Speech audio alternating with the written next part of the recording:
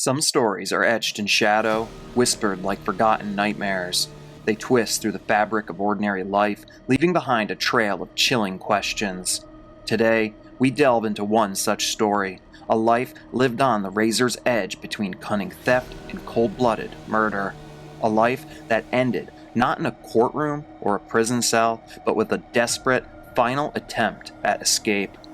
This is the story of Gary Charles Evans, a name that for decades meant little more than a persistent thief, a master of escapes. But beneath that veneer of petty crime lay something far darker, something that would eventually unravel into a brutal pattern of violence. From a troubled childhood scarred by neglect to a relentless cycle of incarceration and parole, Evans honed his skills in the shadows. He was a chameleon, a manipulator, a ghost in the system, but his true nature, his capacity for ultimate betrayal, remained hidden, patiently waiting for its moment to emerge. It would soon come to light that he wasn't just stealing objects, he was stealing lives. This is a journey into the mind of a killer, an escape artist, and a man whose final act was as shocking as his crimes. Prepare yourselves, because the story of Gary Evans is one you won't soon forget. Join me as we head into The Cellar.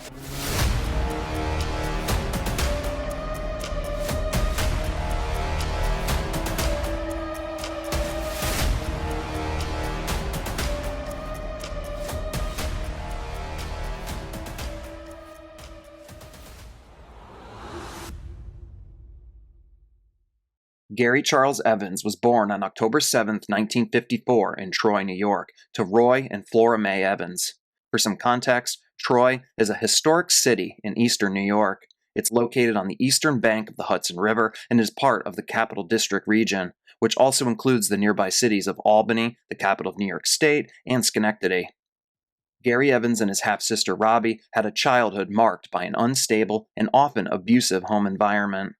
Gary's father, Roy, subjected both him and his sister to physical aggression. This often violent temper was also steered towards their mother, Flora Mae, whom struggled with mental illness herself. The situation was so bad at times, it's reported that Flora Mae tried to exit this world on numerous occasions right in front of her children. When Gary Evans turned 8, his life of crime officially began. Gary would get caught stealing jewelry worth around $1,000. You will notice this trend throughout Gary's life, as he would get caught often, but it never seemed to deter him. Following the jewelry, he continued with small thefts, stealing comic books, and shoplifting quite frequently. In 1968, Gary's parents would divorce and he would end up moving to Cohoes, New York with his mother. Cohoes is a small city in Albany County, New York. It's around a 12-minute or 4-mile drive from Troy, New York, where the family lived prior. Over the course of the next few years, Gary continued shoplifting, and in the summer of 1970, at 15 years of age, Gary was arrested for breaking and entering. Gary would be sentenced to 90 days within a juvenile detention center. Following his release, he proceeded to drop out of school, and he left his mother's home due to constant conflict. This is when Gary first began his vagrant lifestyle. A vagrant lifestyle involves moving from place to place without any kind of fixed home or permanent employment. In the mid-1970s, Gary returned to the Troy, New York area and soon reconnected with some childhood friends of his, including Michael Falco and Tim Rydorf. The group began living with one another, and this is where Gary's life of crime really took off. Gary began studying and learning more about jewelry, art, and antiques. This newfound knowledge was then put to use, as he would go around pretending he was an antiques dealer, giving him access to people's collections. This access helped him pinpoint the best targets to steal from. Gary and his friends would begin breaking into homes and businesses. He would steal the valuable items he learned about and attempt to fence them or sell them on the secondary market. One famous theft of Gary's involved him digging under the walls of a business because he couldn't figure out another way around the alarm system. Gary and his associates would continue stealing throughout the 70s. In January of 1977, Gary would face his first real setback with law enforcement, as he would be caught and sentenced to jail time in Essex County for burglary. He would be sent to the Clinton Correctional Facility to serve his sentence. In 1980, Gary would be paroled, but this newfound freedom was relatively short-lived, as he would get caught with stolen property and sent to Rensselaer County Jail. In June of 1980, in the jail's recreation area, Evans reportedly provoked members of the Hells Angels, who then physically threw him over the perimeter fencing. He was then seen climbing over the barbed wire. A few hours after the jailbreak, Evans was found by police on a ledge of the Troy Public Library. Police would soon take him back into custody, and Gary was designated as an extreme escape risk. On September 21st, he was returned to the Clinton Correctional Facility to serve out the remainder of his full sentence, as he had broken the conditions of his parole. In 1982, following a brawl between inmates, Gary Evans was transferred to the Attica Correctional Facility, where he remained until his release on December 29th. Following his release from prison in January of 1983, Gary and his friends committed several thefts and then took off to the state of Florida. A month after leaving, Gary's mother would pass away in February. Now, there are a few different reports as to what happened. One report states that the police notified the family that Flora May fell on ice outside her car, hit her head on the bumper, and was found in the fetal position. A second report states that she died of exposure after passing out in a snowbank outside of a bar. Whatever the truth is, she was only 50 years old at the time of her passing. Gary would return to New York after his mother's death, and on May 10, 1983, Evans was arrested for burglary and trespassing in Saratoga County and was briefly detained in the local county jail. Throughout the rest of the year, he was repeatedly transferred to various prisons, but never brought to trial. He was eventually released in March of 1984. In January of 1985, Tim Rydorf cut off all contact with Evans, who continued his criminal career with the help of his friend Michael Falco. On February 16, 1985, Evans and Falco robbed an antique collector's apartment in East Greenbush, New York. The pair would turn a profit of approximately $15,000 for this crime. In April, Evans' criminal activities escalated when he stole the car of two drug traffickers and sold it for $12,000. The victims Gary stole from were soon able to identify him, and this led to Gary once again being arrested, this time in Cohoes, New York. At this point, Gary was facing a potentially lengthy prison sentence. He admitted his guilt in the robbery and illegal possession of weaponry. Gary was then released on probation. He promised to not commit any further crimes and find a legitimate job. Now, we are making a video about Gary Evans, so I'm sure it's pretty obvious that he did not follow through on these promises at all. As a matter of fact, Gary's crimes would actually escalate to levels no one ever saw coming. In July of 1985, Gary Evans built an improvised silencer for his pistol. As he and Michael Falco sat inside their shared apartment, Gary would brandish the silenced weapon. Michael Falco didn't see it coming, as Gary put his finger on the trigger and fired. Following the brutal slaying of his friend, Gary would go outside and bring back with him a chainsaw. He cut Michael's body into pieces before calling Tim to come help him dispose of the remains. Tim agreed, and they stuffed everything into a sleeping bag. They then drove the remains to Gary's sister's home in Lake Worth Corridor, Florida, where they buried Michael in the backyard. Now, what motivated Gary to commit such a heinous crime? Well, according to him, it was revenge. Gary had been told that Michael was selling their stolen goods and keeping the profits for himself. Now, who told him? Well, Timothy did. But what Gary didn't realize at the time is that Timothy had actually lied to him. In fact, Timothy had been the one stealing from him, not Michael.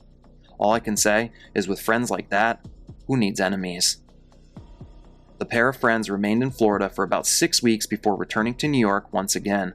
Following his return, Evans was once again arrested for violating his parole and sentenced to 4 years imprisonment at Sing Sing. Sing Sing is a notorious maximum security prison located in Ossining, New York, on the banks of the Hudson River. While serving his sentence, Gary met David Berkowitz, otherwise known as the son of Sam Killer. Gary and David often lifted weights and worked out with one another, and investigators believe that Berkowitz's influence on Gary would play a huge role in Gary's future crimes. On March 1, 1988, Gary Evans was once again released from prison. Following his release, he befriended 27-year-old thief Damon Cuomo. With a new friend by his side, Gary's criminal ways would be back in full force. Between March of 1988 and September of 1989, the pair pulled off numerous successful thefts and robberies. The pair were then arrested in March of 1989. Police found ski masks, stun guns, radio scanners, and ropes in the back of their car. Now, even with all this found, it wasn't enough evidence to charge them with anything, and thus the men were released. September 8, 1989 would mark the second time Gary Evans killed someone. Gary and Damon were robbing a store in Watertown when they were startled by an elderly man they found asleep in the back room. Gary then shot and killed 63-year-old shop owner Douglas Berry. The pair made off with $15,000 worth of stolen items.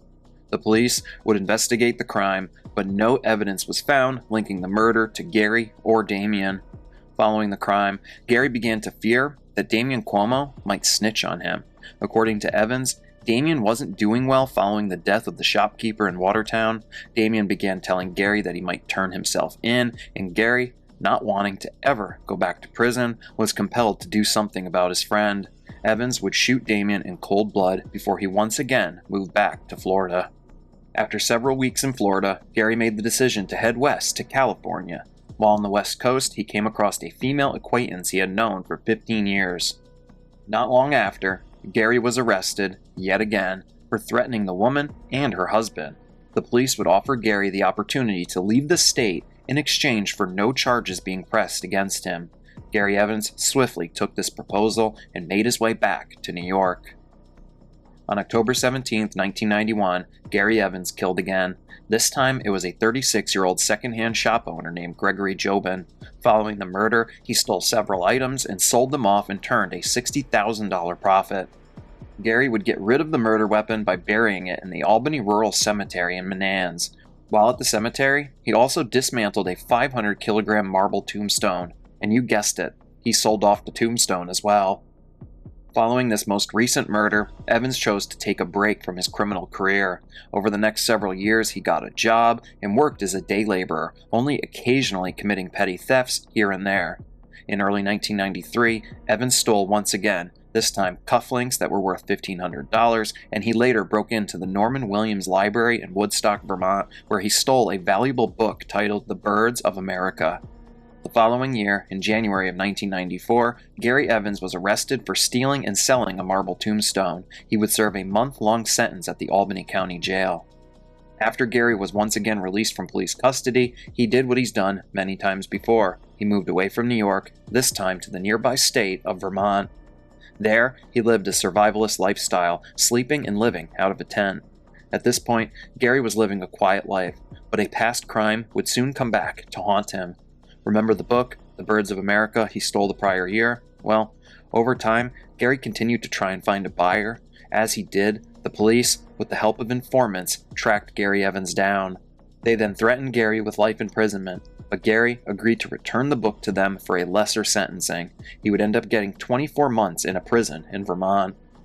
Gary Evans was once again paroled on June 6, 1996. Gary Evans would leave Vermont and head back to New York State. After returning, he found his old friend, Tim Rydorf, and the pair renewed their partnership. The criminal duo would rent a storage room in Colony, New York, using it as a place to store their tools and stolen goods. The duo seemed to be in a good place, working together once again, but Gary's dark paranoia would soon return. See, Gary knew that Tim had been an accomplice in Michael Falco's killing over a decade prior, and this left Gary concerned that Michael could rat him out. On October 3, 1997, Gary Evans shot and killed Tim Rydorf. He then proceeded to do the same thing he did to Michael, cutting him up and disposing of his remains in a wooded area. Following this murder, Gary would flee New York State, which in turn violated his parole and landed him on the wanted fugitive list. Around 6 months later, on May 27, 1998, Gary Evans, sick of being on the run, surrendered himself at the police station in St. Johnsbury, Vermont. Evans at the time was feeling guilt for the children of those he had murdered. He told investigators that Timothy's son had become withdrawn and aggressive with his father's disappearance, and this was weighing on him. On June 24th, Gary Evans confessed and described in detail each of the killings he had committed. He informed authorities of where they could find Michael and Timothy's body, and in July, police searched the areas and indeed found the remains of both men. On August 12, 1998, Gary Evans was arraigned at the Rensselaer County District Court and charged with 3 counts of murder. 2 days later, Evans was transferred by U.S. Marshals from court in Albany, New York to the Rensselaer County Jail. While en route, the van passed over the Menands Bridge. Gary Evans was in the van, secured in manacles and chained up, but this wasn't enough to stop his daring escape, as somehow Gary had managed to stash a secret key within his sinus cavity. In the van, Gary was able to somehow free himself from his bindings. He then proceeded to smash out the window of the van, and he jumped out onto the bridge. Police would chase Gary down before he was finally cornered. Not having any intention of returning to prison, Gary proceeded to jump over the railing of the bridge. He then plummeted 60 feet down, his body hitting a piece of rebar on the way, before his body finally landed in the shallow riverbank below. Following the daring escape, police would recover Gary's body from the water. His ultimate cause of death was due to serious head injuries. As police searched over his body, they revealed the hidden handcuff key, as well as a small razor blade that was taped to his ankle. Investigators also found one last thing on Gary's body. It was a note that read, "I win." Gary Charles Evans' life was a grim loop of violence, theft, and evasion, all stemming from a traumatic childhood. Evans wasn't just a career criminal, he was a serial killer who targeted both his rivals and innocent business owners, all while maintaining a bizarre ability to escape custody, a talent that ultimately defined his final moments. His spectacular, desperate leap from the Manans Bridge in 1998, with that handcuff key hidden away, wasn't just an escape attempt, it was the final fatal act of a man obsessed with not being contained. He confessed to 5 murders, but because he died during that dramatic escape, he was never officially sentenced for his horrific crimes. The only justice in the end was the finality of the bridge drop itself.